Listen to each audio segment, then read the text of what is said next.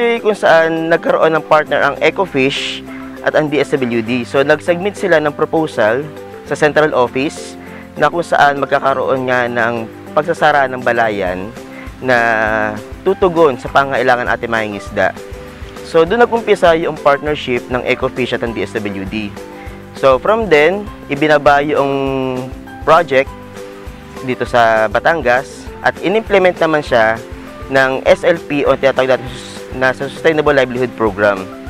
So, andito po yung kung magkakaroon tayo ng paglilinis ng baybay dagat, ng ilog, ng canals, pagtatanggal ng mga bara, at kasama na rin dito yung dito sa mangrove walkways sa Kalatagan.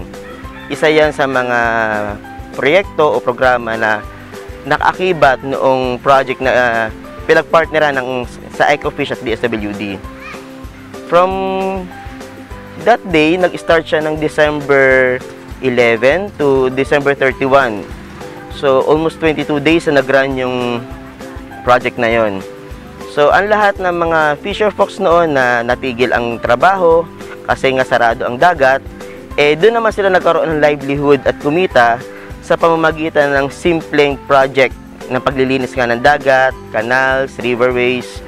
At least kumikita naman sila kahit tigil yung pangingisda nila dito sa loob ng balayan. Nakatulong din yung cash for work na yon sa mga munisipyo.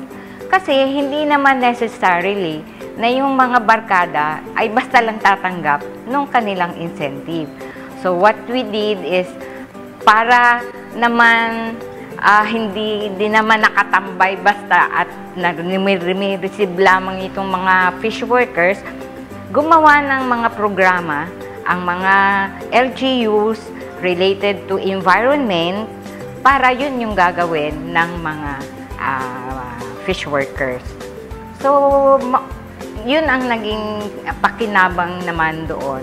At in-appreciate yun lahat ng LGUs kasi sabi nga nila, napakalaking tulong din even in a short time na 21 days yung mga activities na implement out of this ay naging malaki yung impact sa kanilang munisipyo.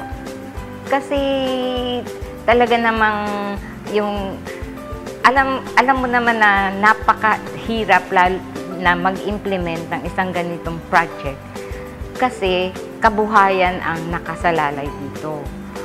So, particularly, ang aapektuhan, lalo pa 21 days, at the same time, yung implementation natin nun, Pasko't bagong taon. So, talagang significant noong maging tulong ng DSWD para sa fish workers natin. Binigyan kami ng trabaho noon at din sa aming munisipyo sa agriculture. May trabaho kami noon araw-araw, wala halos linggo noon eh. Basta ang mahalaga kumita, mapakain, masuportahan yung pamilya, ang nag-aaral, mapabaon mo, lalo kagaya kung may college yun.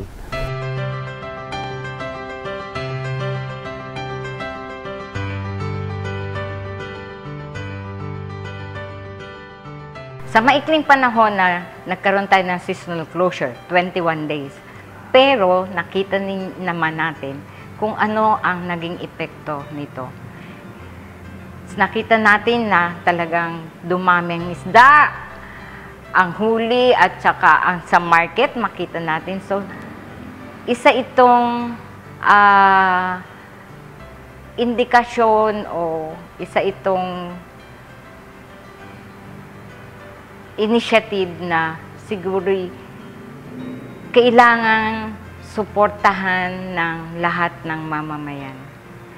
Well, the way forward is that one is that this is the one that we're documenting as a lesson. That means to say na with this we can replicate this in other areas wherein we have more or less similar type of resources like small pelagics, ano. Well, in terms of monitoring, we need still to do the assessment, especially to find out the biophysical effect of the close season. So what we're going to do is to determine that the catch rates in end of 2015 sa 2016 to find out kung may increase talaga sa specific catch rates ng ating mga commercial fishers. So we will continue monitoring that, and also we will continue monitoring the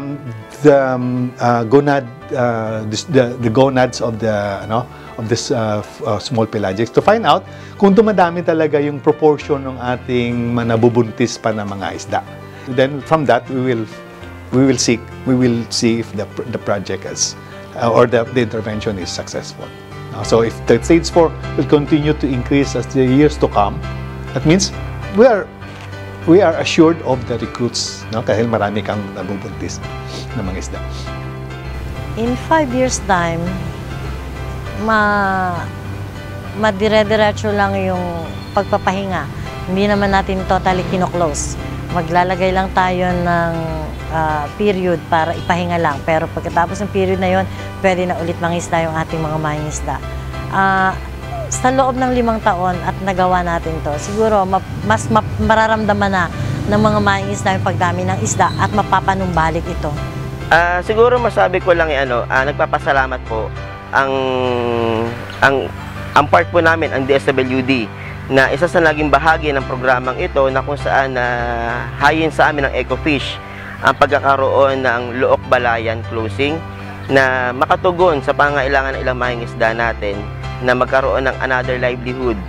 Nagpapasalamat din kami sa mga mangingisda na nakiisa sa programang ito at umaasa kami na ito ay hindi maging huli at marami pa mga susunod na programa at proyekto na pwede natin pagtulong-tulungan. Ganun na rin ang mga LGUs na nakiisa at sila rin ay masigasig na tumugon, umagapay para mas lalo maging successful ang proyektong ito.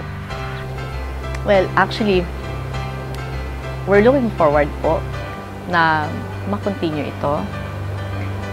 Hopefully, magkaroon ng additional sigurong year para na maisama sa mga ipagbabawal kasi ang nakita nga po namin is yung dulong na nabibili ngayon sa palengke is hindi siya talaga yung dulong na species, kundi sila yung mga similya ng mga tamban doon, pilas, na siya po namang karamihan din nandito sa Balayan Bay. So, kakahinayang din naman na sila ipahuli agad natin kung makakalaki pa naman sila. So, yun po ang isa namin sa ipinopropose na sana'y maisama siya sa susunod kung halimbawa magkakaroon ulit sa December. So, sana maisama kasi sayang yung effort kung hindi rin siya parang 100% na makukuha natin yung benefit kasi merong maliliit pa lang nahuhuli na. Although sa ngayon, hindi namin nararamdaman na kami nagkukulang sa isda. Although kung sila siguro mas makakalaki pa, ay mas maganda. Well, first is that pasalamat dahil nga medyo nagtrabaho lahat. Hindi nagpapel hindi nagpapel na isa mas magaling kaysa isa. But what we did really was everybody pitched in. So I think this was really also a good exercise na i-prove natin na kaya talaga gawin yung isang na initially na feeling ng iba na mahirap na gawin, and we were able to pull this through, no? So I think that was really a good job sa mga partners natin. And also I think ang papasalamatan ko rin talaga na malaki dito yung inisyatibo na nanggaling sa medium scale na mga commercial fishers. In fact, that was really one of my surprises. Normally, nanggagaling yung mga hinaing or yung mga needs na yon sa mga small scale fishers. But for Balayan Bay, I was surprised that it came from the medium scale na commercial fishers. Na gustong-gusto nila talaga na may gagawin, may intervention para maparami ulit yung natawag nila na small pelagics. Ang akin pong masasabi, mga kapatid, hindi lamang sa Pilipinas, sa buong mundo na, ating pong mahalin, ating alagaan at pag-igihi ang lahat ng likas na yaman. Hindi lamang po ang karagatan, ang buong mundo. Sapagkat may tinatawag tayong climate change, di ba? at siya'y dulot ng pang-aabuso ng mga tao sa Mother Earth. So, ang gawin natin ay ating, what do you call that? Ating pag-igihin muli, umisip tayo ng mga paraan para muling mabuhay, muling sumigla ang likas na yaman ng buong mundo. Masasabi ko lang dyan, maging seryoso lang naman ang bawat isa at magtulungan eh. Siguro naman, ang gobyerno natin, naghahangad din niya na kahit pa paano mapaganda, mapaunlad ang takbo ng hanap buhay dito sa ating siguro maging magtulungan lang, magkaroon lamang ng isang magandang pakikipag-ugnayan ng bawat isa, magtulungan, magsakripisyo kung kinakailangan para mapalago pa yung larangan ng pangisda dito sa atin. Congratulations. This is something that we think and would like to see replicated at the other sites where Ecofish operates, and even nationwide if it's possible. It's something as a society, as a world we benefit from, and that's biodiversity conservation. That's reducing threats to species so that we can, and our children can, enjoy the beauty of marine environment that you have here in the Philippines for generations to come.